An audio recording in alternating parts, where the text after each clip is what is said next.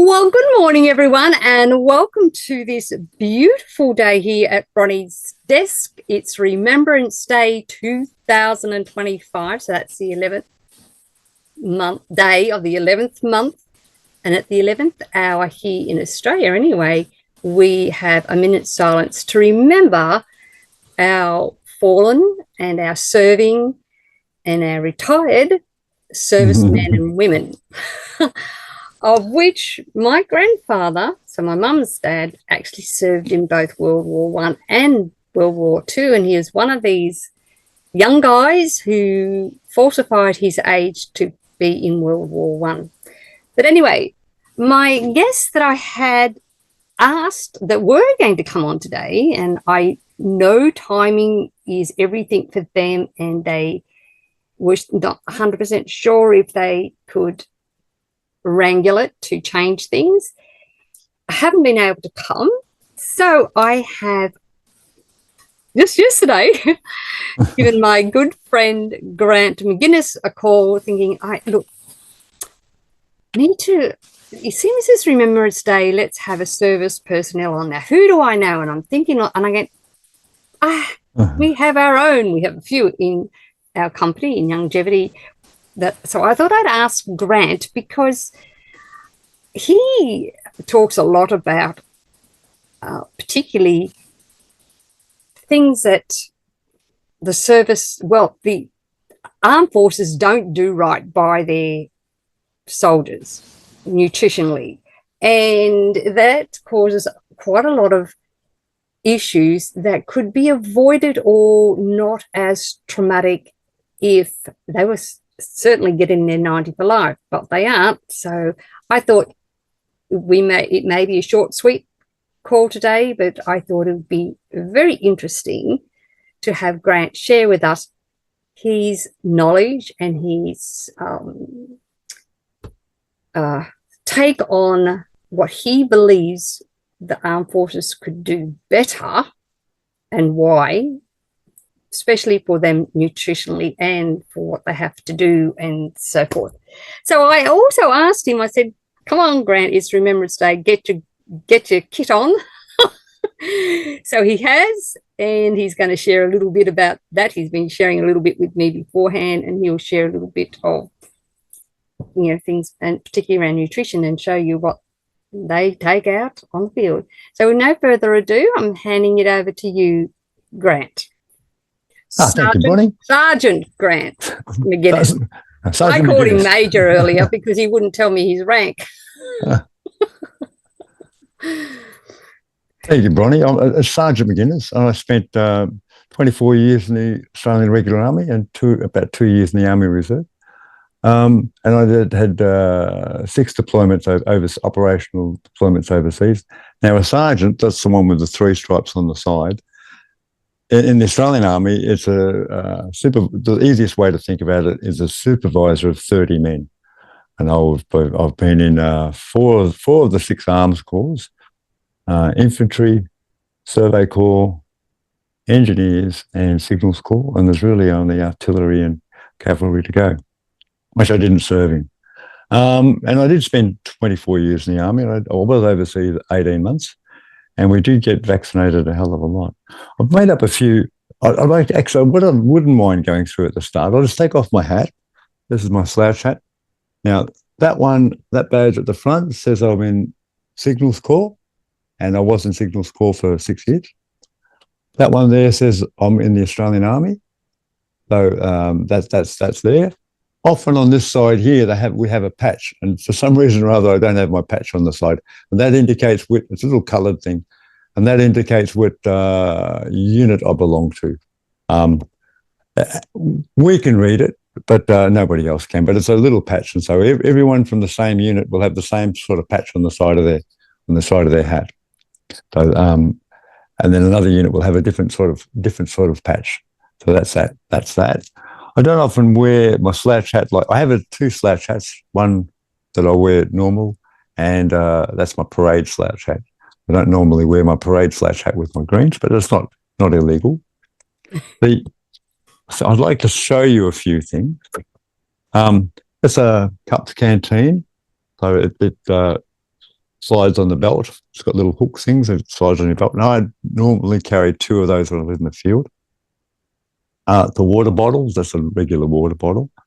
And most people don't appreciate, you see the war movies and they've got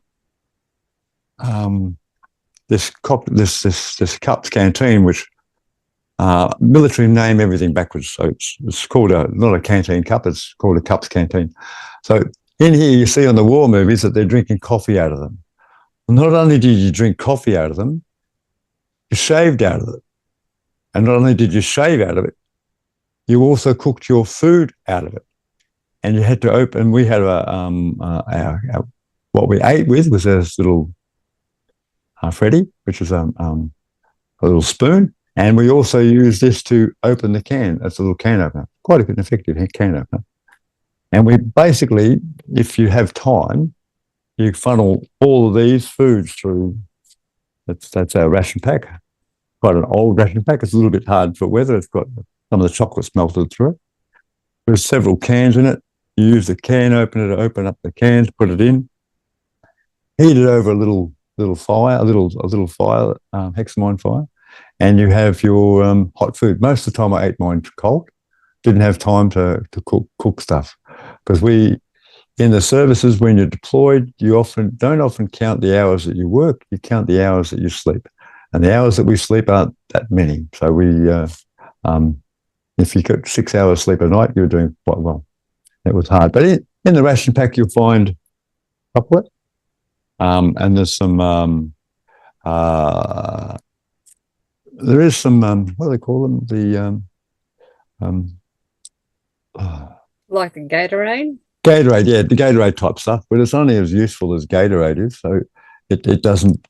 An actual food in there, the food value is not too bad. You get a bit hungry and a bit skinny on it. Oh, the worst part about it is it's very low on roughage. So when you're out in the field for any length of time, it's a pretty ugly conversation, but we count how many times we do number 2s, if you like. And it's normally days and days go by and we're all clogged up. So you end up with a fair bit. It's not constipation, it's just not much comes out. So there is a toilet paper in there, and we generally store all the toilet paper in our shirt pocket for when it does happen. But that's generally, if you're normally regularly once a day out in the bush, or every 3 or 4 days, it becomes quite a bit of an issue after a while. So that's our ration pack. And we get deployed I've been deployed for 4 months at a time. Out in the bush, and I've been, and most of the time quite often when I was deployed on operations for exercises, something like one deployment, I didn't see a woman, a female of any type, for about 2 months. Didn't see anything. It was all male. There we go. I made up a few notes about the extra stresses of military life, and based around nutrition. And the Army does a particularly poor job on nutrition of soldiers. Even though we have quite good medical, we're quite prepared, quite a good hospital system, and medevac systems quite capable. I believe we get no training, and I'll just go through a few things. Extreme nutrient depletion. Soldiers and service members often eat ration packs, which is these things,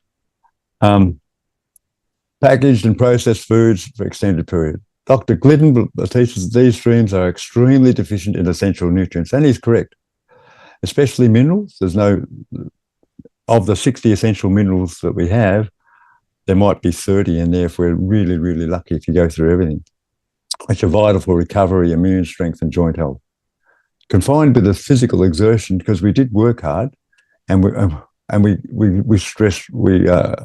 And I particularly have never been shot at, but I've been in dangerous situations where you could easily die several times, and that creates a little bit of stress, and stress wears you out fairly well. We do train hard. We were exceptionally fit, I think. I didn't actually notice how fit I was because everyone around me was fit until occasionally I did a triathlon where there was a at the canoe, paddle a canoe for 3 kilometres. Actually, run up a hill for 3 kilometres, cycle for about 20 kilometres, and then paddle a canoe for about 5. On the run up the hill, I'm not a particularly fast runner, and there was about 300 of us, and most of them were civilians. And I started middle of the pack, and I was just running up, and then I got to about 2/3 of the way up, and I thought, where is everybody? They're all behind me. And then there was only 4 blokes in front of me, so I tried to catch them. I caught 3 of them, and I was gaining on the 4th one, and I could have easily won the race. I just didn't realise I was exceptionally fit amongst that group. So that's the difference between us and everybody else. And there was about 300 people, and there was hordes of them. Then I hopped on after that particular race, I hopped on a 3-geared push bike, and everyone else had 10-speed racing bikes, so they all flew past me. Then we then had to wait for my partner for about half an hour at the canoe place, and we finally came in. We came in, but I came second on the run up the hill. Anyway, out of about 300, and it was just normal fit. And we have high oxidative and inflammatory stress. We do intense training. We train most of us train fairly hard, and that's just an example of how fit we were. And without antioxidant rich nutrition and stress, we get joint degeneration and cardiovascular issues and chronic fatigue. Injuries. Military life is dangerous. It's full of impact on the football field, out in the field, long marches, carrying heavy gear, and just plain accidents.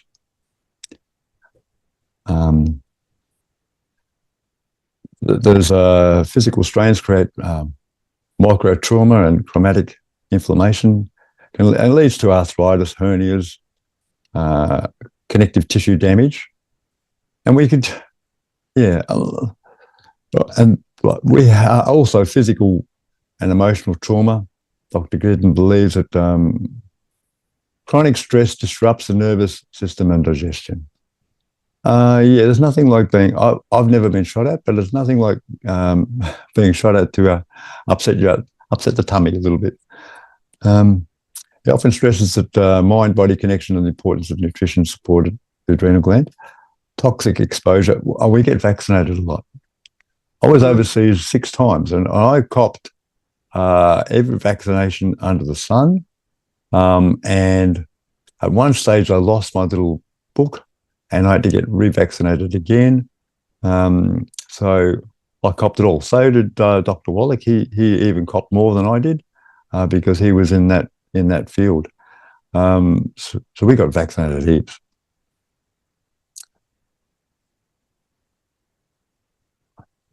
And so what effect does this all have on the military mindset? Doesn't have much effect on the military mindset. That's pretty dogmatic. Of the individuals, I mean. But it has effect on the individuals. We have a lot of injuries. I would say I did 24 years. Most people don't last that long. About a third of the soldiers go through get medically discharged, and that they've injured themselves somewhere along the line, so much so that they can't go on. And that's fairly high. They don't last there 20 years. And 1/3 leave for political reasons. Social dynamics within a squadron are, you either really enjoy it or you really hate it, or you've got a good boss or you're a bad boss. And I've worked in units where it's fantastic and units where it's just hell on earth, because you have to live with the bosses as well. You know, it's not like you can have a bad boss and go home. You've got to go have a bad boss and you could wake up to him in the next morning. Bloody hell! Because you often talk about military personnel having post-traumatic stress syndrome. Yeah, I was going to get onto that. We're very high, about 2.5, three times higher than the national average. And when we stress, when anyone exercises, we sweat, and sweat tastes salty, and salt is a form of minerals, and we use up nutrients when we sweat. So if this is heavy, in a simple term, it's empty at the moment, but if it's heavy and I've got to pick it up, then you burn up a little bit of calcium to pick it up, and to relax the muscle, the chemical reaction required for that is burn up a little magnesium. So I've got calcium, magnesium, calcium, magnesium, calcium, magnesium, and that's just one. If I'm digesting food and stuff, there's all. So we burn through our nutrients much faster than the average bear, and the blokes break down, and the bodies break down. The mind goes. I was in one unit, and out of the 16 blokes in the section, I would say, actually out of the 16 blokes in the section, 8 of them had post-traumatic stress disorder. 8 of them, that's half. Out of the half, 3 of them got discharged over it. Now, to get discharged over it, you've got to be pretty severe. One of the blokes carved with his own pocket knife, F-U-C-K, on his own forehead, and stood on the parade ground with his bleeding, and he didn't get discharged for post-traumatic stress syndrome. That's how bad some of the blokes were. Wow. Yeah. So you would have thought they would have done it. You would have thought you would have thunk it. Reminds me a bit of Klinger in. Well, yeah. Match. Yeah. So you go to extremes and nothing worked. He went to extreme and he didn't get put out, but there was 3, out of the 8, 3 of them got discharged out of it, post-traumatic stress disorder. But we had no, looking back on it, I mean, I didn't know anything about Dr. Wallach or longevity or nutrients, and I was as ignorant as everybody else. But looking back on it, I had, in 24 years, I had all sorts of education on treatment of women and how to use rifles, how to use machine guns, how to navigate, all sorts of lessons. I had heaps of them. But the one thing that gets us is our bodies break down or our mind breaks down. And we had no, as in zilch, nada, nothing on effective medical nutrition. They had no understanding at all. They just think that food makes food. Soldiers were allowed to eat soft drink while eating dinner. So they're allowed to have beer while eating dinner. And I'm not understanding that. We had lots of bread. We had no idea of fasting. We had no idea of anything. Like, we're just complete ignorant. And it's just amazing. And our ration packs, of the 60 essential nutrients, they've probably got a good 40 of them. Of the 100, the 90 essential nutrients, they've probably got 40 in there of any consequence. So the blokes just broke down, and we didn't need to break down. They should be the group of people who are kept nutritionally efficient. I totally agree. If we could actually use the science of medical nutrition to feed our soldiers, they wouldn't be breaking down out in the bush. They'd be building up. They'd be getting stronger and stronger and stronger, and not breaking down. Because we had injuries all over the place. I had blokes do some crazy things all around me. Well, I often talk about it, and but if you break your leg, well, if your nutrients are up, the probability of breaking your leg or twisting an ankle is dramatically reduced. So you might have avoided the injury in the first place. And even if you do, if you've got your nutrients up, and you're not eating the bad foods, your time of recovery is halved or 1/3, so you're back in the front. But no, you've got to have got to go through the long thing, and take 6 weeks to recover where you only needed 2. But we're not fed properly. The body just can't work without minerals, amino acids. And minerals are elements of the periodic table, and the periodic table are those 118 elements in the chart, with the made in space brought to the Earth by the forces of gravity, and to get spread around. Like, it's not like you can make minerals. Amino acids, vitamins, amino acids, they can be made by plants. We can make some, but we have to have a foundation to work off. And fatty acids, they're also made by plants. We can make some, but we need a foundation. And without that proper foundation, we break down. So and the effectiveness. Also, when people are fed and their nutrient levels are topped up, they're smarter. They can think better. And react quicker. Dangerous situations. Yeah. Smarter, think is faster, more healthy. They can think faster. They can think better. And in a war-type situations, less likely to die. And more likely to be able to do what they're required to do out in the field. So it's and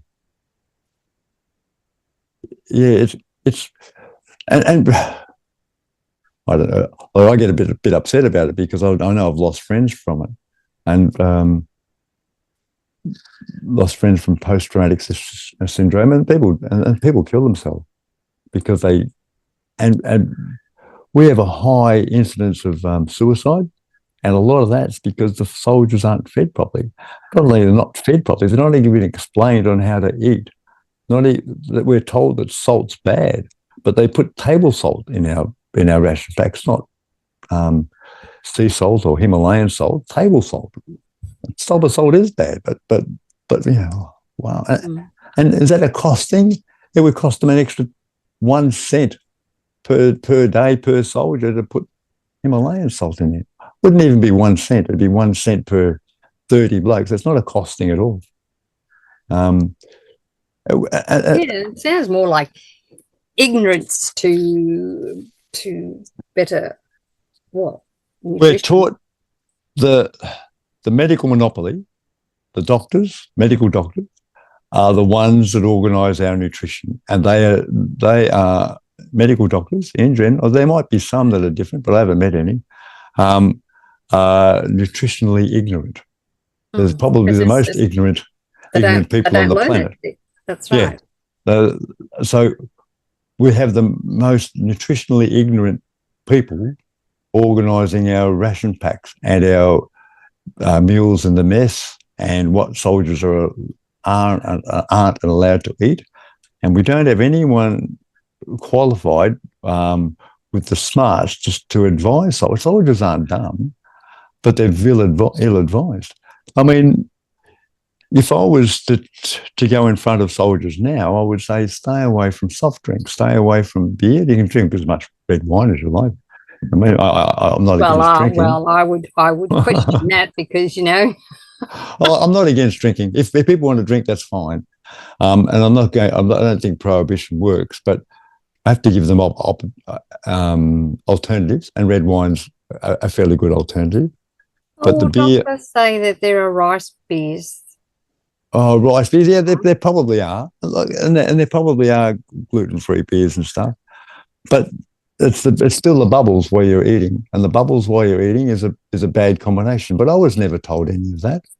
I didn't know. And I'm not a big drinker. I've never been a big drinker, but and I never drank soft drink, and I was fitter than most, and I was able to go through most. But it was probably because half the reason I didn't like soft drink, and I wasn't a big beer drinker. But I did never like soft drink, and I always thought it was not healthy. But so I never drank it. But people around me drank it. And it turns out that it's not. And it turns out that it's not, and it's not so much the sugar. It's not half of it's the sugar, but the sugar's not the worst part of the soft drink. It's the bubbles. The bubbles are the worst than the sugar for you. So I didn't didn't drink a lot. And I didn't eat KFC and all that sort of stuff, but people all around me did. And some of the soldiers were exercised hard and they worked hard, but they were fat. And that wouldn't have happened. And then they get into all sorts of trouble in the army because they're white, they're fat.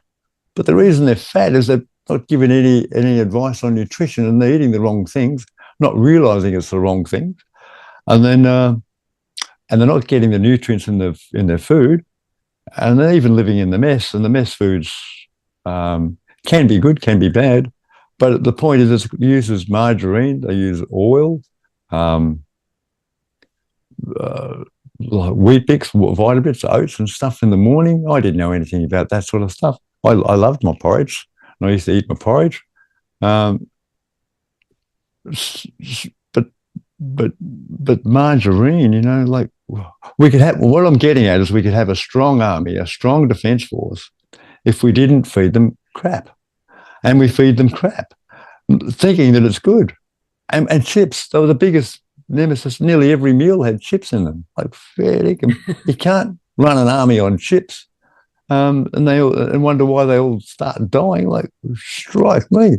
But I didn't. I did eat chips, but I didn't love them like everybody else did, and that's probably a good thing. And it kept me fairly well. But I did have some. But now I'd sooner smoke a cigarette than have a chip, like fair dinkum. And I think chips are just as dangerous as cigarettes. They just get away with it. That's all. Yeah.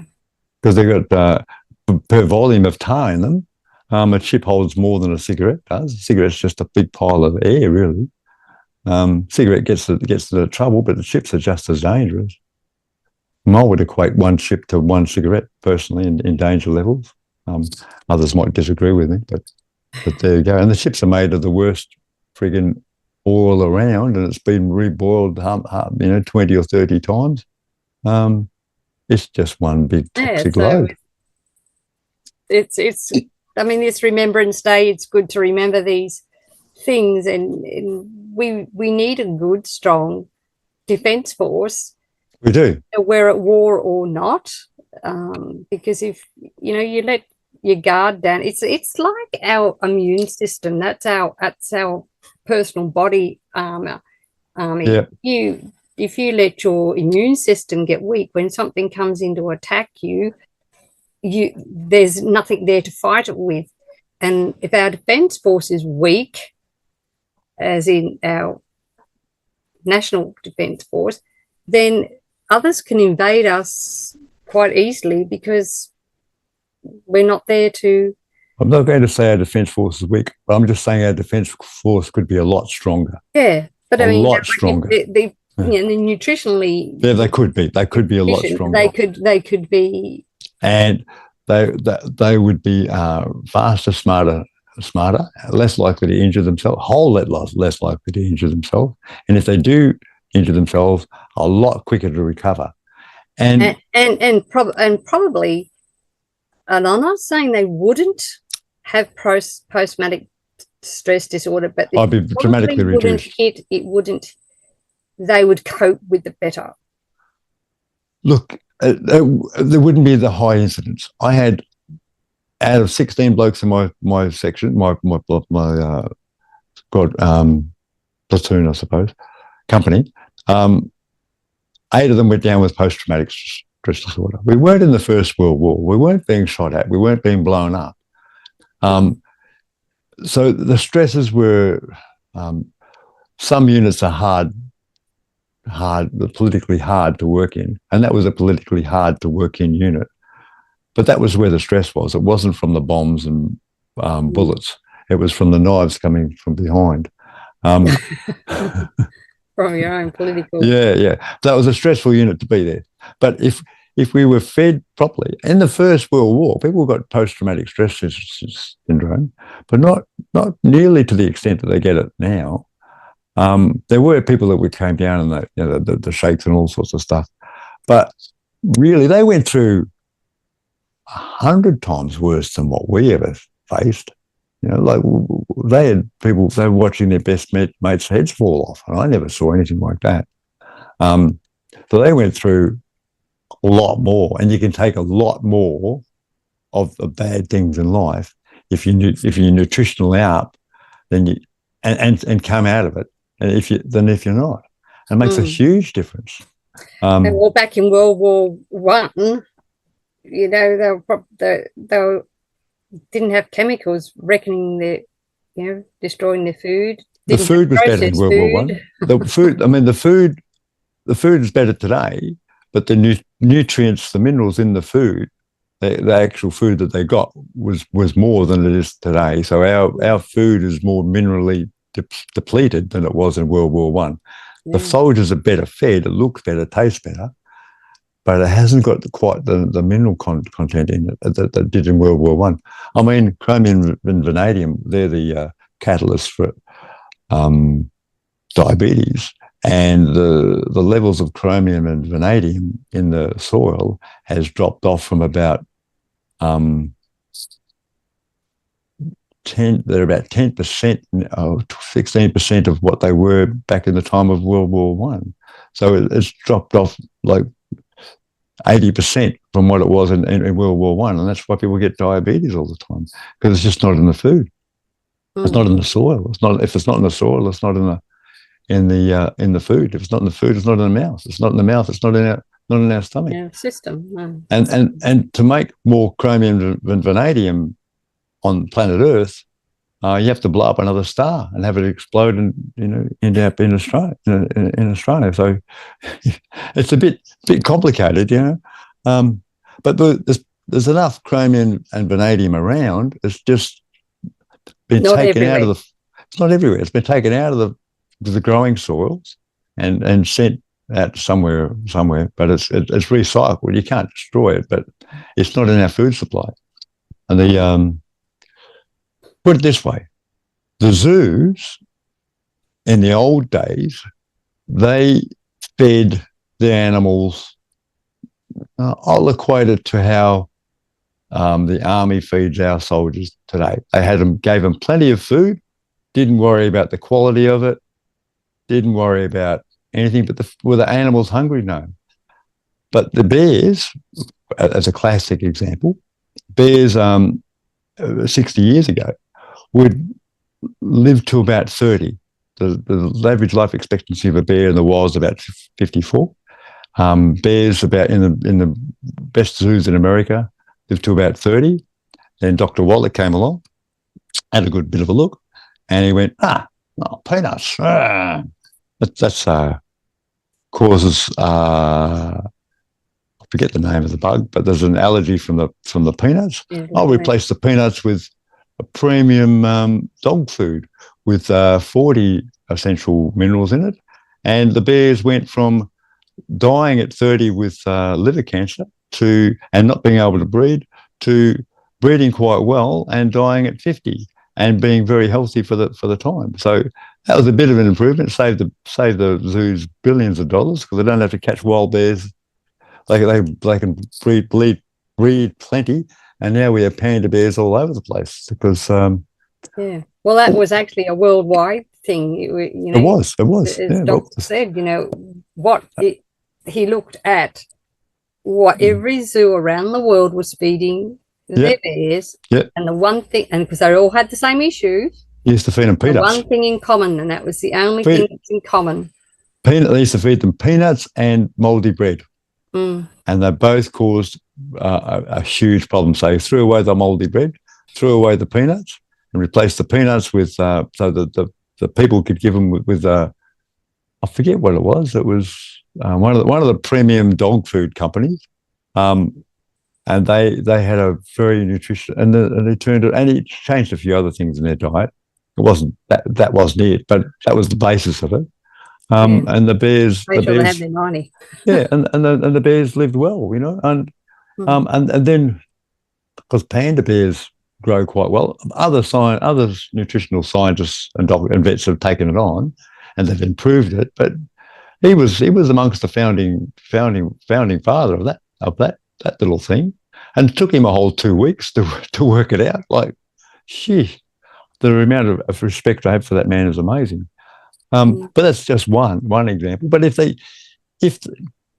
the army did the same thing for our soldiers, fed them like Dr. Wallach feeds his zoo animals, then the strength and stamina of the soldiers would dramatically improve. The survivability of the soldiers would dramatically improve. But no, we do all the stupid things, have white bread on the table, margarine instead of butter, or chips on every meal, all the dumb stuff. Because we're programmed by medical doctors, not naturopathic doctors. Basically what it is. And there'll be another country that nutritionally feeds their soldiers quite well, and they'll overtake us. Yes. They will. They'll get us. Yeah. Sadly, that is a possibility. But anyway, so I thank you for your service. Thank you. I never got thanked, by the way, when I joined. I lost a lot of friends over joining the army, put it that way, when I joined. Well, everyone should be thanking you for your service, because without our servicemen and women, we'd be in a lot more trouble than what we already are. And anyway, so I just want to open up. Does anyone have any questions for Grant? Probably. Just being Remembrance Day and remembering our servicemen and women here. And maybe not. They're all. Is there anybody else out there, Bronie? Or yes, all... Harry's here. Rusty's here. Rusty can't always unmute because of where she is. Karen's there, and Michael just joined us. He probably didn't get the memo that we were going to start the half an hour earlier, because we have to do it for Richard Ranton. We have to do it for the Browns when they can get on, and a few others. So it's just, I just don't know what we're going to do with Ben because of his new schedule. So I'm still working on it. Ben's on next week. And Karen said, thank you for your service, Grant. Yeah, I saw that one. Yeah. Well, some of it I loved, some of it I hated. And it was a mix. And some of the best, most intelligent blokes I met were in the services. In fact, I know two of my mates that were in the services with me are now doctors, IT doctors, which is pretty rare. So they're two of them. And an IT doctor is pretty rare. Put it this way, the Corps of Signals has been going around for 100 years, and they've only got one IT doctor that's serving, and he's a very good friend of mine. A very good friend of mine. You just sort of don't think of IT as a doctor, do you? But then you just get a doctor. If you get a doctorate, you're a doctor. Yeah. It's not a medical doctor. He's an IT doctor. So he's a computer doctor. He's a computer doctor. Yeah. And is he one smart cookie? Yeah, he is. But in his field, he's really smart. I'm not saying he's smart in everything. In other ways, he's dumb like everybody else. But in his field, he's like but that can be said of us all. We all have a part of our life where we are quite intelligent. Yeah. That doesn't mean we're intelligent or all through it. Everything about everything. And Harry, blessings, Grant. Did you see? Yeah. Harry? And that's what people seem to forget. None of us know everything. If you know everything, then you're God, and I'm not God. No. No one knows. There's only one God. Although, Bronie, some of us seem to think that we know everything. Well, I don't. I know. I get annoyed when people say, "Oh, you think you know everything?" I'm like, no, I don't.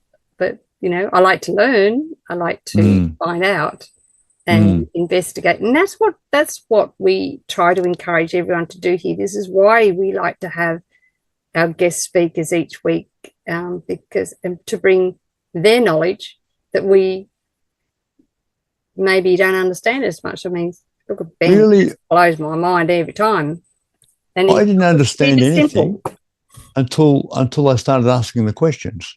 Mm. Until I started asking questions, I didn't understand anything about nutrition, really. I knew that zoo animals lived a lot longer.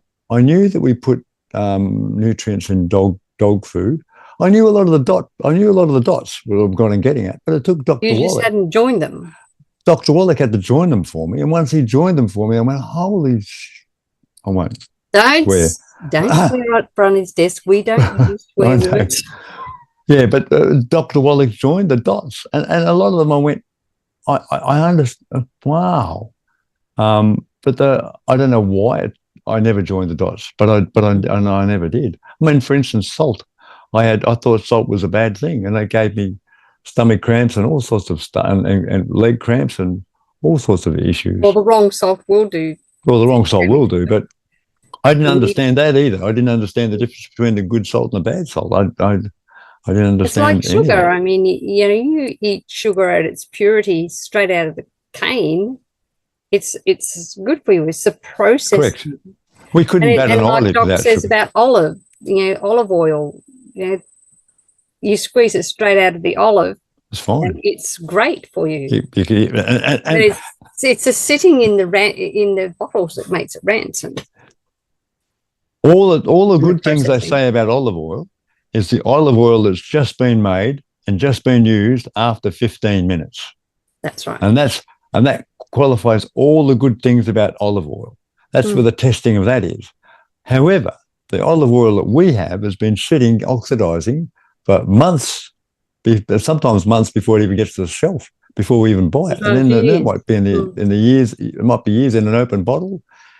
And it's not the same stuff at all. It's oxidized. It's called carcinogenic. I didn't understand anything about that.